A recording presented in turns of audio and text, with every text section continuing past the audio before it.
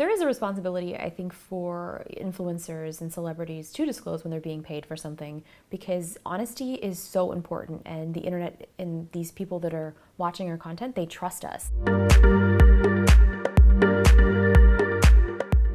Hey guys, Natasha from Forbes here, and we're back with a brand new episode of The Business of Influence.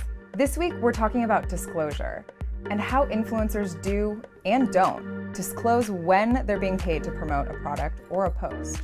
Warning letters are being sent out to those not following the rules, but are there really any consequences? I would agree with not saying it's sponsored, especially if it's an account I'm following. When I do see that it's sponsored, I kind of have this preconceived notion that, okay, this is clearly a paid thing, like I'm gonna kind of ignore this, because I ignore it almost like I ignore an ad. I think it is good to know when people are being paid to do something, so then you can see what their genuine actions are, but I also think that there's so much advertising going on anyway, it may necessarily, like I personally don't care. I think people should always know what's sponsored and what's not sponsored.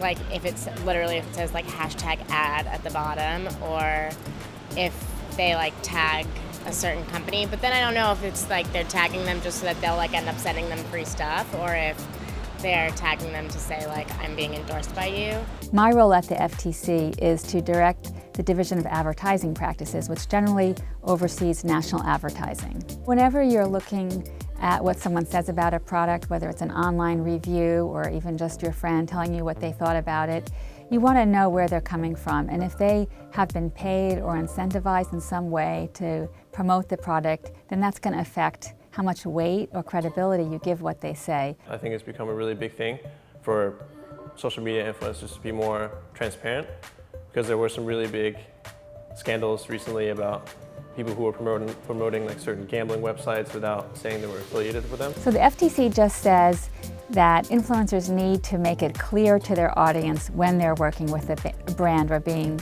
paid. We don't say exactly how you have to do that, but we have said that it could be done in all sorts of different ways. They can say, I'm working with this brand, or I'm partnering with this brand, or they can just say ad or sponsored, or if they want to use a hashtag ad, in something like Twitter where space is limited, that's only 3 characters, so that works too. So actually last year the FTC settled a case with Lord & Taylor where Lord & Taylor wanted to promote its new spring collection.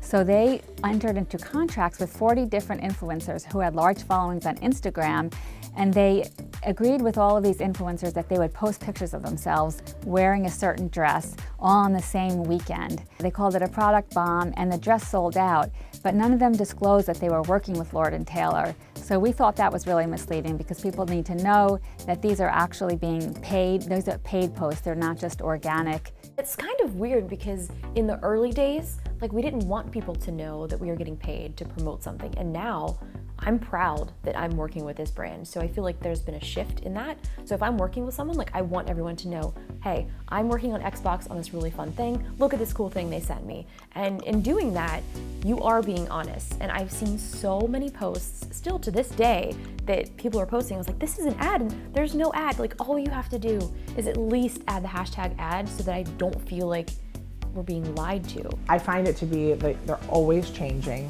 Now there's talk of putting a hashtag ad in the front of the copy. What's the point of being like, this is an ad? It's the same thing that when we do advertorials in magazines and online and you immediately skip past it, all you're doing is letting people know that you should skip past this.